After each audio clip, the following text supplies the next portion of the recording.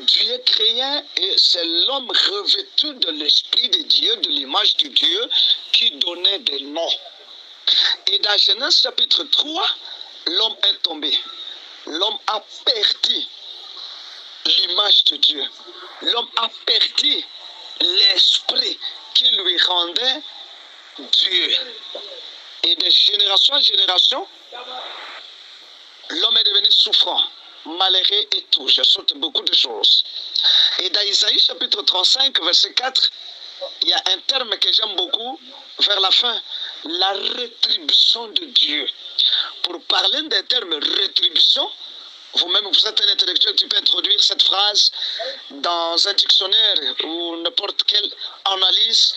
Vous allez comprendre que rétribution, c'est-à-dire quelque chose que l'on possédait et on nous a ravi ou on l'a ravi et il faut lui remettre cela, c'est-à-dire lui restaurer, lui remettre. C'est ça la rétribution. Et de génération en génération, Dieu a créé un processus pour ramener cette divinité, cet esprit perdu dans le jardin d'Éden.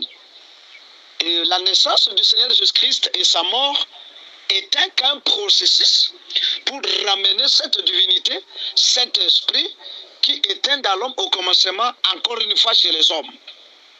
Et bref, l'ouverture de la parole au temps de la fin qui nous donne l'identification de l'adoration en esprit et à la vérité. C'est-à-dire quoi?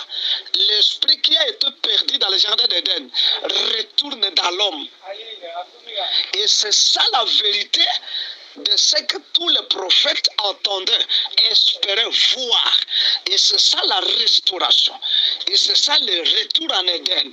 Et c'est ça, oh là là, c'est un peu ça, mais donne-moi le temps. J'ai été tellement fatigué, mais je ne voulais pas, je ne pouvais pas esquiver ça, toutefois vous donner l'équilibre par rapport à cette préoccupation quand je serai un peu réforme ou renforcé. Nous allons continuer avec notre échange. Et que parfois, si vous avez l'idée, c'est parce qu'en matière philosophique, celui qui pose la question est à moitié de la réponse. Tu peux me l'aider avec. Je vous remercie. Que le Seigneur Jésus-Christ manifesté dans l'épouse vous bénisse.